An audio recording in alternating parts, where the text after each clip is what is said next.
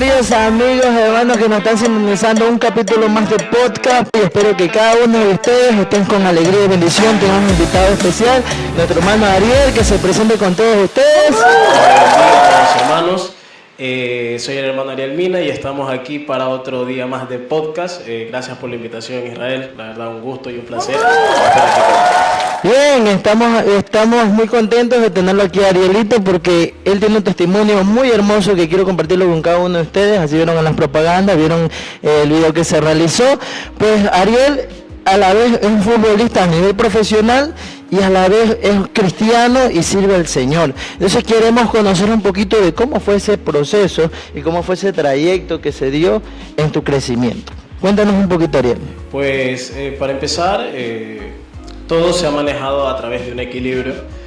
Personas que hasta ahorita han influido en mi vida, pues siempre han retocado el tema del equilibrio. Equilibrio entre lo académico y lo eclesiástico, entre lo deportivo y también en los asuntos, en este caso que nos corresponde como cristianos. Y es lindo para que ver que todo se fusiona por medio de un equilibrio, por medio de consejos, por medio de enseñanzas que, a pesar de que ha sido entrenamientos de prueba y error, siempre se ha podido en este caso llegar al punto deseado, que es mantener un orden entre todos aquellos ámbitos de nuestra vida, ¿no? Y ha sido un camino muy bonito hasta ahorita, caminos con pruebas, caminos con tropiezos, caminos de comentarios, de censuras, pero también estamos aquí, ¿no? Estamos aquí. Gloria a Dios. Arielito, ¿cómo fue el proceso desde que dijiste, este deporte es para mí? O sea, esto lo voy a dedicar ya no solamente a un hobby, sino que lo voy a llevar a un nivel profesional, y a la vez también recibías tu salario, o sea, ya como algo más de un trabajo y a la vez lo que te gusta. Porque ahorita hay mucha juventud que quiere ser futbolista, pero a veces se olvidan del Señor. ¿Cómo fue eso, Ariel? Claro, o sea, en sí, antes de llevarlo a un trabajo como tal, no podemos omitir que es un deporte, pero también es algo que se conoce y se percibe un sueldo, y desde que uno percibe un sueldo en cualquier área de la vida, se percibe como un trabajo, ¿no? Entonces, este interés nació desde los 3 años, me cuentan mis padres, que siempre, en este caso, cuando me ponían juguetes o estaba de pequeño, siempre me inclinaba con la pelota, en todo sentido. Habían compañeros, en este caso, que jugaban, vecinos de mis padres que jugaban y dañaban esas pelotas, y siempre en este caso pues caminaba, me agarraba esas pelotas y me las traía a la casa. Mamá, de forma indiscreta, que yo no supiera, pues siempre me las quitaba, ¿ya? Cuando iba a salir con ella, era de esas mamás que no me compraba, en este caso, todas las cosas. Siempre tuvo ese orden, ese perfil. Y siempre cuando habían esos chocolates, chicles en forma de pelota de deporte, yo siempre le exigía de que tenía que ser solamente de fútbol. Vaya, o sea, desde chiquito ya estabas orientado así. Claro que sí. Entonces, no la dejaba quieta hasta que sea de fútbol y de fútbol y de fútbol. Ah, tremendo, ni carro, ni nada de eso. Era una pelota, ¿no? Ariel, cuéntanos un poquito. Tú naciste en un hogar cristiano. Amén. ¿Cómo fue eso de que ya empezaste a crecer? Y me imagino que tuviste, ¿cómo fue desde los 4 años, me dijiste más o menos? Hubo un periodo de entrenamientos que quitaba el tiempo de ir a la iglesia, o viajes, me imagino. ¿Cómo fue? Pues siempre mi papá, o mis padres en este caso, supieron decirme, y es algo que todavía lo tengo presente: así como eres un buen estudiante, tienes que ser un buen deportista. ¿Tú estás estudiando en la universidad también? Claro, sí. Qué bueno, muy bueno. Chicos, estudien, tienen que estudiar. Y así como eres un buen profesional, tienes que ser un buen cristiano. Entonces, siempre me mantuve en la línea que ellos me trazaban. Puedo decirlo, y estoy agradecido con Dios y con mis padres, de que no fueron padres de esos que te exigen notas, que tiene que ser 9, 10, 9, 10, sino que ellos me decían: mira, tú vas a la escuela porque yo quiero que tú aprendas. Entonces no me exigían notas tan altas de que tienes que sacarte 9, 10, sino que me decían: tú vas a la escuela y vas, en este caso, a aprender. nosotros te enseñamos en la casa ética, morales y valores, pero todo en la escuela aprendes en este caso lo que es más académico, lo que te va a servir para un futuro. Entonces yo no te voy a exigir que me saques 9 o 10, yo solamente te pido que seas responsable en lo que estás haciendo y mantienes el equilibrio en las 3 cosas. Entonces fue algo, un apoyo que más allá de lo económico, fue un apoyo y un ejemplo de vida que aún yo lo mantengo. ¿Y para qué? O sea, ha sido muy lindo. Mientras crecías en el fútbol, ¿cómo iba creciendo tu relación con Dios? Pues mis padres, como te digo, como en lo académico, en lo futbolístico, en lo espiritual, fueron los primeros pastores que influyeron en mi vida. Oh, yeah. Fueron personas que estuvieron conmigo y siempre en este caso estaban las alabanzas, estaba la en enseñanza, el hogar, claro, la casa. Claro, estaba la enseñanza siempre y hasta ahorita todavía se sigue hablando de papá en las mesas, en las comidas. Siempre, de una o de otra forma, siempre ha sido Dios, ha sido los ejemplos de vida como tal, los que han primado en la casa.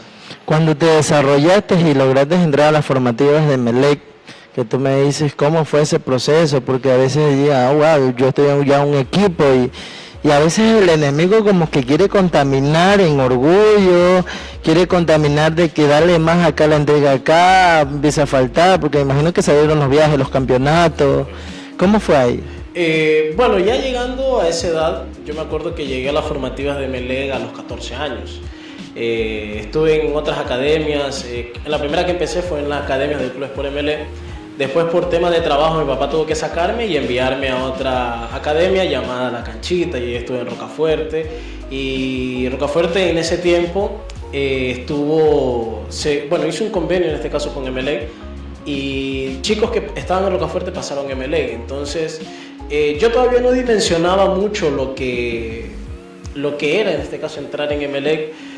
Pero algo que siempre mis padres me decían en ese tiempo, mi papá me decía, mira, estás entrando en un club grande, un club por el cual yo tengo también interés. Entonces ya era otro tipo de presión, ¿no?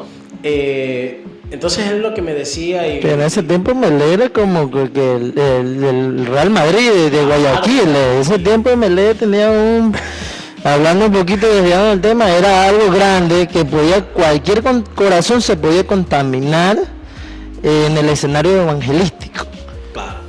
Entonces ahí cómo fue esa pauta de ya estar en Emelec y venir a la iglesia y buscar de Dios. Siempre hubo esa disposición de estar en este caso cerca de lo que es la iglesia, cerca de... O sea, puede decir que se vio como secundario.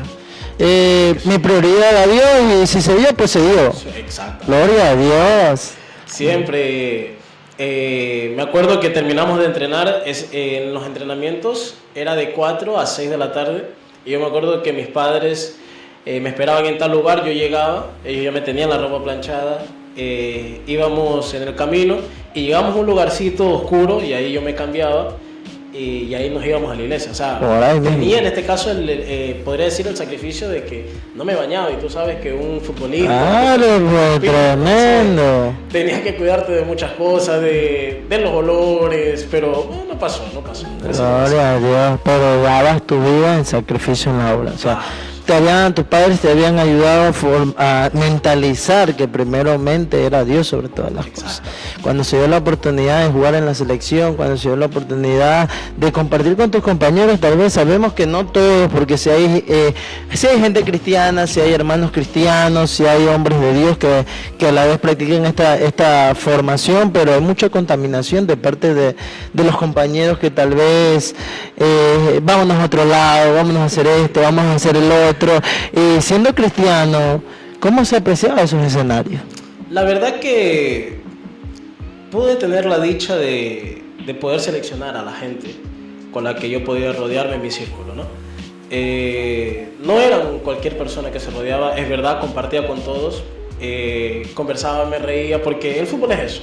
El deporte es eso, ¿no? Llegas, disfrutas tu trabajo, disfrutas hacer deporte y te ríes, disfrutas, gozas, pero habían ciertas cosas y límites que yo ponía.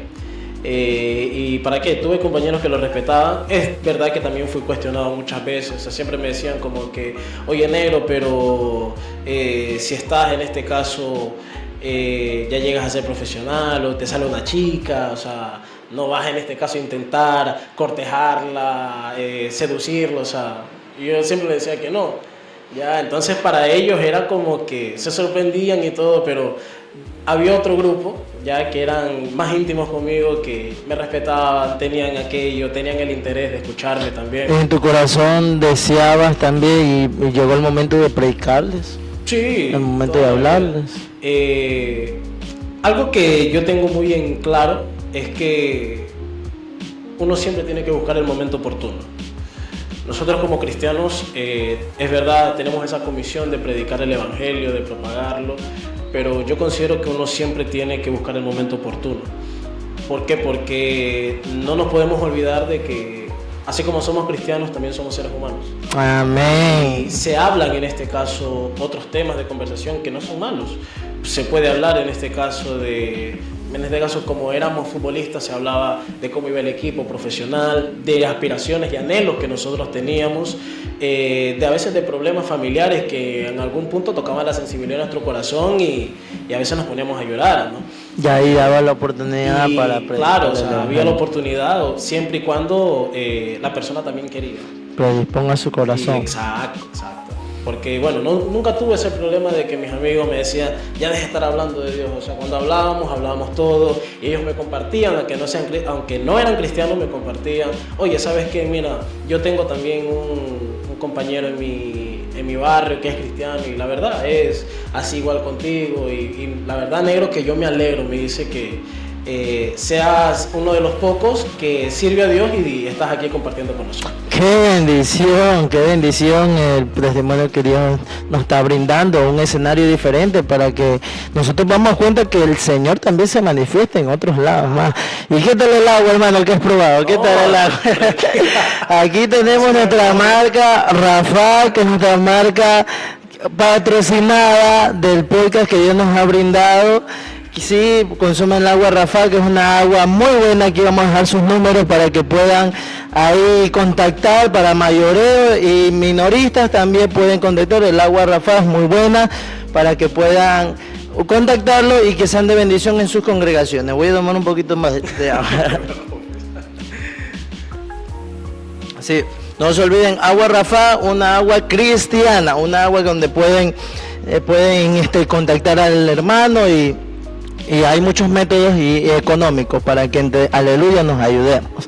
Y continuando el tema, hermano, cuéntanos un poquito, ¿qué pasaba en tu mente cuando hubo ese frenazo en la selección? Tuviste la oportunidad de ingresar a la selección, me dices, ¿fue un viaje, viajaste, fue una experiencia inolvidable? Es algo que todavía yo conservo mucho dentro de mi retina y puedo decir que dentro de muchas bendiciones que Dios me ha podido dar, una de esas bendiciones es dar la selección. Yo desde que estuve en Emelec y con mis padres nunca hemos tenido el privilegio de salir a otro país. Yo no sabía lo que era viajar en avión en ese tiempo. ¡Wow! ¿Dónde fuiste? Fueron a muchos países dentro de wow. O sea, mi primer viaje internacional fue en Paraguay y fue a una gira que nosotros teníamos allá, que nos habían invitado. Y fue lindo ver que ibas a sacar tu pasaporte, ya estabas subido en el avión y tantas cosas que se decía, que tienes que apretarte bien los cinturones y todas aquellas cosas me dieron en este caso ese impulso de seguir con esto, ¿ya? Y este impulso en este caso de decir, sirvo para esto y Dios me está llevando para esto y esto es mío, ¿no? Y fue muy lindo visitar otros países, así como Paraguay, fue Perú, fue Chile, fue México también en alguna parte. O sea, hiciste una gira en toda Latinoamérica. Claro, o sea, obviamente que no eran tan seguidas, pero cuando se daban, gracias a Dios estaba convocado. Todo pagado, todo. Sí. Uy, qué lindo. Es que contamos un poquito porque este es el sueño de mayoría de jóvenes de tener esa oportunidad y muchos jóvenes la han tenido y se han apartado. Y se han descarrilado, y a eso es lo que viene la palabra del Señor y este testimonio, que sí se puede mantener una vida íntegra delante de Dios y a la vez vivir estas experiencias, ¿cómo hacías para congregar? ¿En algún momento se hubo una dificultad de venir a la iglesia? Sí, sí, o sea, y más que nada fue por el fútbol. ¿Por qué? Porque como a veces teníamos el campeonato nacional, nosotros tenemos que viajar cada sábado. Sábado jugamos de local, a veces era de visitante. En ese tiempo el formato del torneo nacional era parecido al campeonato del primer equipo, del plantel profesional. O sea, así si ellos les tocaba jugar en Quito, a nosotros también nos tocaba jugar en Quito, y nos íbamos de viaje y eran 2 días. O sea, el día que viajábamos, el día que jugábamos y cuando veníamos para acá. Entonces sí hubo en este caso momentos en los cuales no podía congregar, momentos en los cuales yo me perdía las confraternidades, hubo momentos que también me perdí ciertos días de convención, pero también tuve el privilegio de tener un pastor que entendía aquello. Y eso es lo importante siempre, ¿no? Qué bonito tener el apoyo pastoral y comprensión, ¿no? de que estás en una obra, pero tu corazón está acá. Claro, siempre tuve ese privilegio de que él me entendía, él conocía y más que nada, o sea, más que un pastor, yo considero que un pastor es una guía y también es un padre. Y él se mostraba en este caso como un padre, o sea, entendía en este caso el punto de que yo podía en este caso viajar, tenía que jugar y pues por esas cosas yo me tenía que ausentar. Ariel, actualmente, hablando un poquito del Evangelio, actualmente tú también sirves en la obra, en el área de la música, ¿verdad? Ariel, cuéntanos un poquito cómo iba creciendo ese amor por el fútbol y ese amor por la alabanza. Como yo te mencionaba antes, siempre en casa fui rodeado de música, de enseñanza, y dentro de la música, pues, el primer interés que yo tenía era de ser baterista. La batería. Siempre agarraba en este caso los palos de chuzos como mi mamá en ese tiempo. ¡Aleluya! Y le agarraba las ollas, agarraba las tapas. Y armaba las ollitas ahí. Y las armaba y veía, siempre veía, porque bueno, había los discos de Jesús Adrián Romero. Entonces admiraba mucho a Misael Blanco, en ese tiempo músico. También tuve en este caso el privilegio de un amigo en el colegio. El papá era músico y conocía a ciertos músicos de Luis Miguel. Entonces tuve en este caso la oportunidad también de conocer un poquito a músicos de Luis Miguel, que también ahorita son cristianos. Y bueno, fue justamente en una gira en el 2012 que estuve acá y fue muy lindo, la verdad. Fue muy lindo ver que así músicos que hacían su trabajo y vivían de eso, también en este caso estaban sirviéndole a Dios. ¿Tú te preparaste independientemente en la área musical? Claro. En ese momento no estaba Adorarte, pueden inscribirse en Adorarte, en ese Adorarte tiene la oportunidad de cada uno de ustedes para participar por una mensualidad. Tienen que poner yo participo en los comentarios para que puedan ingresar una mensualidad gratis y un 2x1 por violín.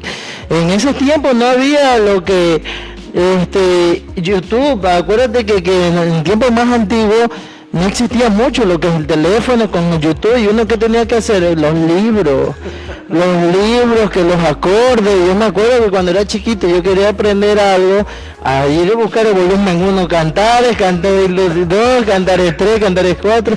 ¿Cómo fue ese de que quiero servir al Señor a través de la alabanza? La verdad es que para cualquier joven, puedo decirlo que cualquier joven, o en su mayoría como tal, siempre tiene el anhelo de servir en la música.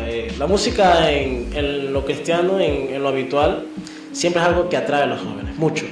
Y yo tenía esa atracción, pero en ese tiempo pasábamos en este caso una situación en la iglesia en la cual no había instrumentos y no había quien los tocara como tal. O sea, nosotros hubo un tiempo en los que nosotros nos adaptamos a la morocha, o a la palma, al pandereto, al pandero, maracas, o sea, eran los mejores tiempos, eran los mejores, que había el Espíritu Santo ahí. Muy lindo, la verdad. ¿Ya? Y nos adaptamos a eso, ¿no? Hasta que ya comencé en este caso con las giras de la selección, empecé a ganar un poquito, porque esas giras a ti te daban unos viáticos, una remuneración, y con esa remuneración, la primera remuneración que tuve en la selección, fue comprar una batería.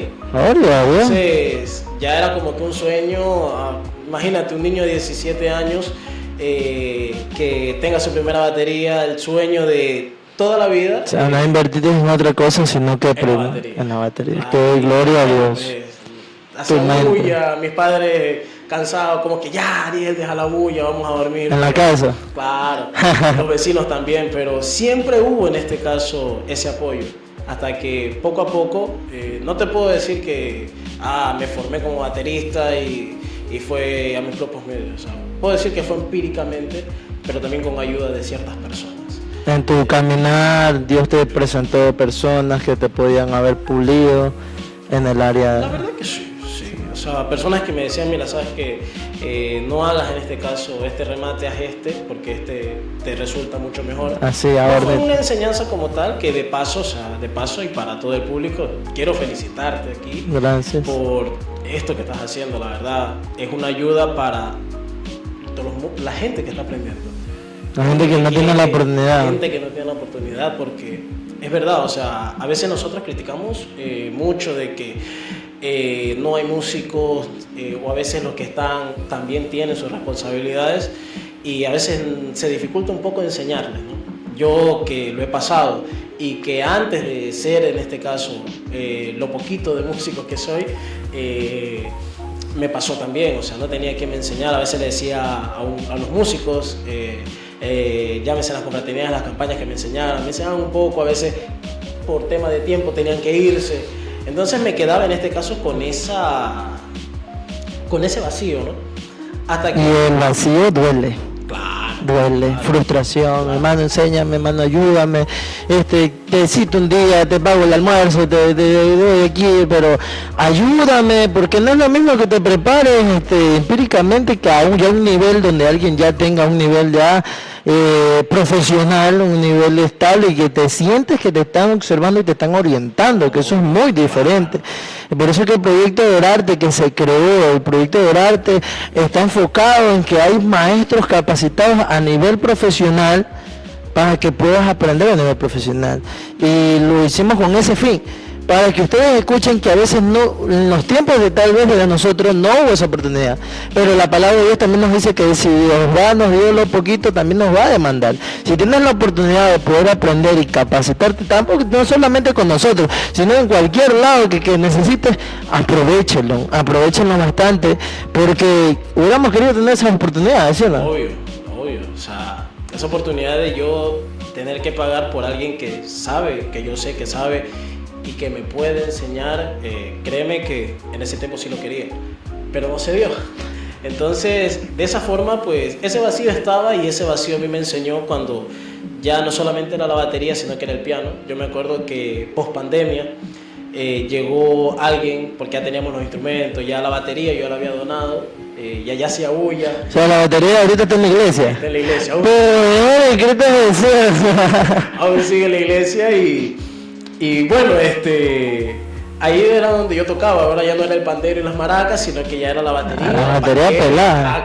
Wow, sí. Ahí sí se escuchaba un bullasal. Claro, entonces, más que nada, bueno, mis padres también resolvieron hacer eso porque dijeron, bueno, ya para que deje de hacer bulla ya no, llevársela a la iglesia para que haga bulla. Entonces, ya adquirimos un piano después del tiempo. Y ahí nació, ya como tal, involucrarme en el piano. Ahí vino el proceso. Siempre el anhelo de servir a la obra. Claro, y te puedo decir que cuando nos encerraron, cuando hubo este tiempo de cuarentena, nos enseñaron solamente lo que eran acordes básicos. Hasta ahí nos quedamos. Entonces yo le pedí al pastor que me diera el piano para irme a la casa. Y ahí comencé a aprender. Ahí ya estaba en este caso YouTube y ya me podía ver, ya podía ver en este caso qué podía hacer, qué adoraciones tocar. Porque uno cuando empieza, uno dice, quiero tocar tal adoración. Y me la aprendo y bueno, pues ahí estamos, ¿no?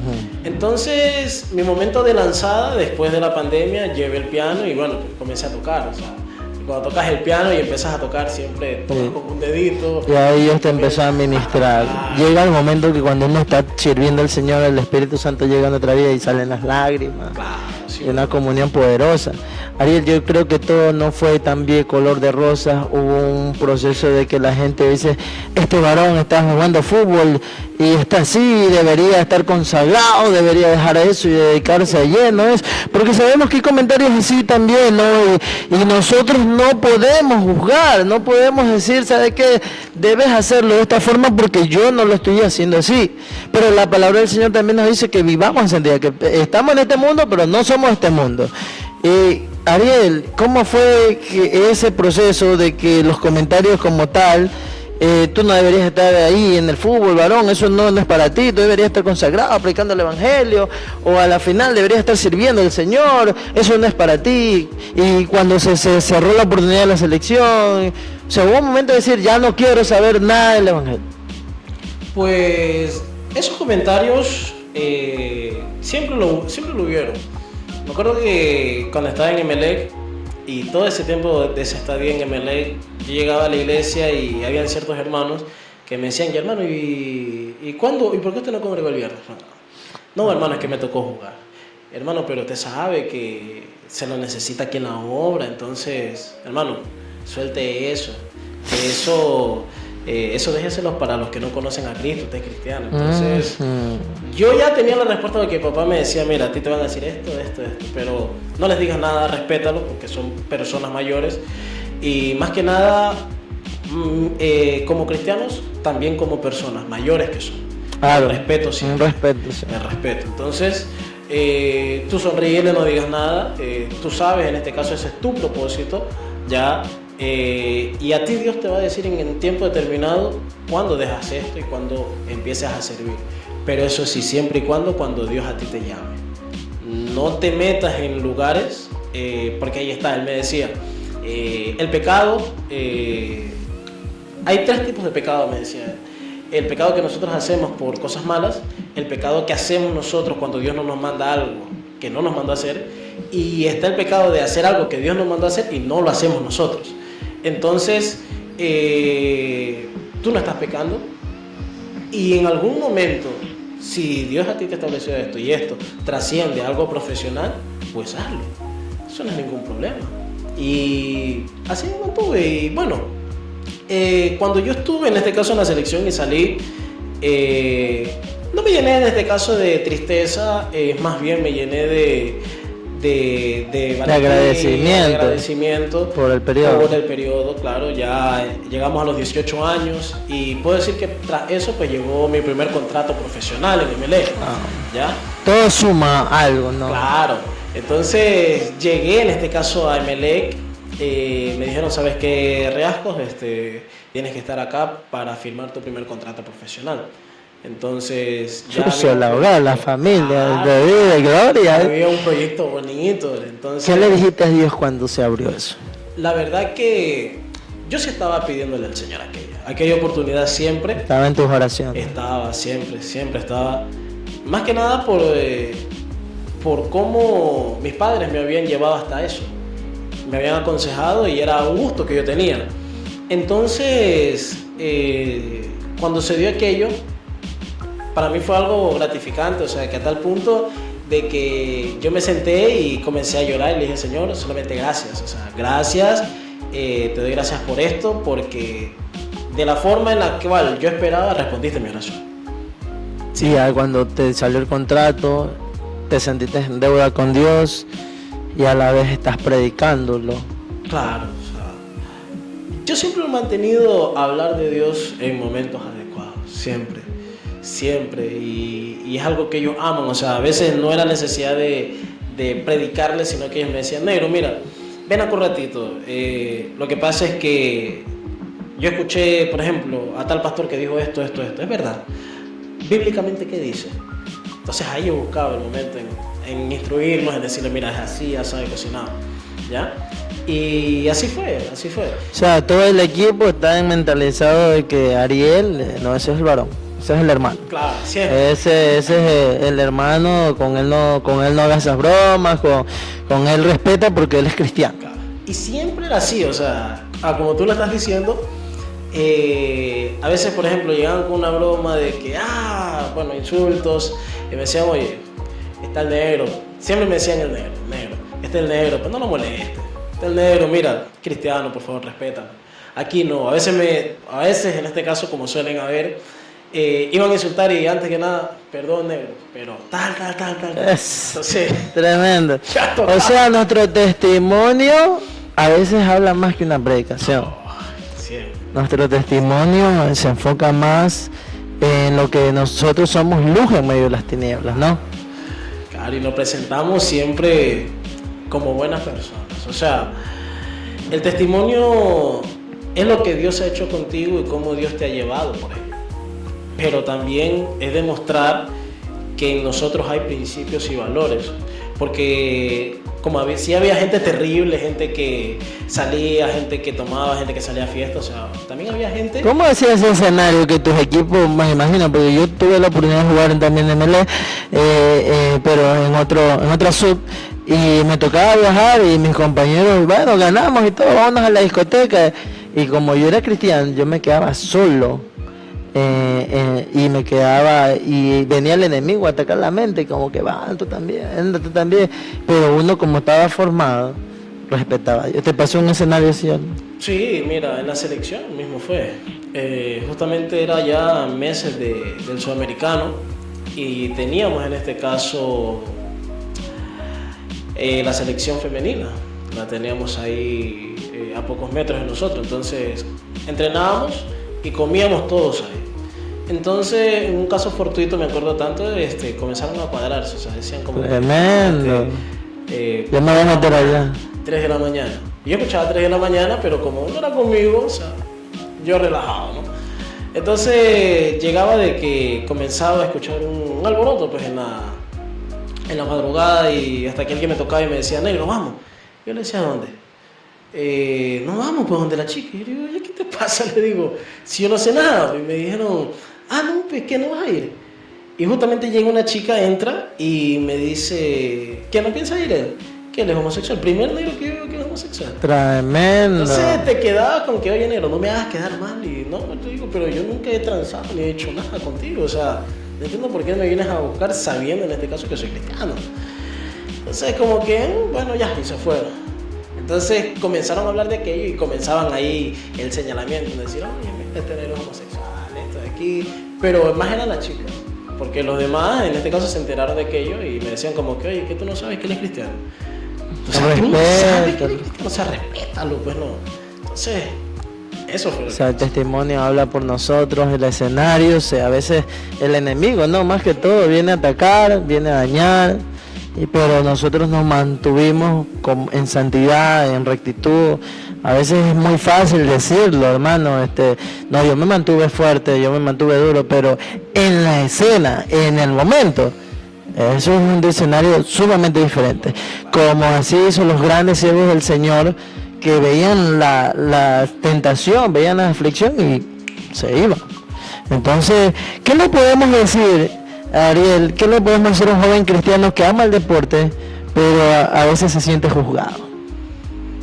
La verdad que la crítica, nosotros podemos asumir la crítica mucho en varias formas. O sea, científicamente está comprobado de que las palabras o los mensajes o los cortejos o las felicitaciones que nos dan siempre duran poco. Pero las cosas negativas que siempre nos dicen son las que más perduran. Por ejemplo, a ti quizás te lo dijeron de broma, tú no sirves y tu cerebro y tu intelecto asume de que tú no sirves. Y eso queda grabado ahí. Entonces, a veces nosotros pensamos o a veces esperamos críticas de la gente de afuera. Pero ya cuando es alguien que frecuentas mucho como hermano, que se supone que debe apoyar, familia, obviamente, queda eso marcado. Y hay personas que a veces, como yo que he nacido en un hogar cristiano, a veces no son marcadas afuera, a veces somos marcadas dentro de la iglesia.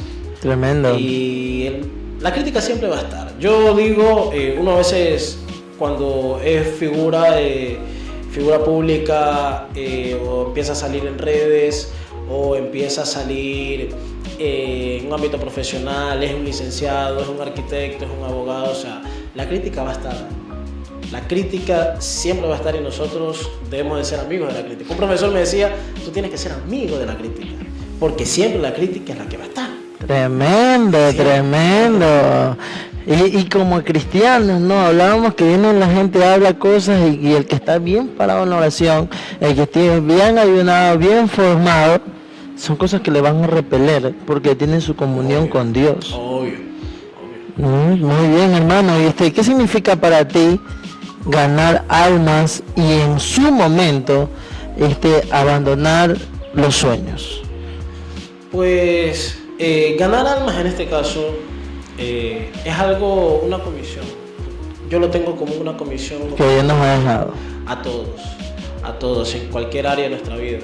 Indistintamente yo sea profesional, indistintamente yo sea estudiante, indistintamente sea licenciado, pues porque yo ya, gracias a Dios, aparte de mis estudios, tengo una licenciatura. ¡Qué bueno! Esta sería mi segunda licenciatura como tal. ¡Gloria a Dios! Y siempre está eso de ganar almas, siempre. Pero más que nada, yo soy de las personas que formo los principios. Cómo la persona debe de andar. Porque el ganar almas está, pero debemos de ser cristianos, pero cristianos con criterio. Siempre lo digo, o sea, a veces nosotros decimos o nos preguntan, oye, te pongo por ejemplo, hermano Israel, ¿qué es la oración?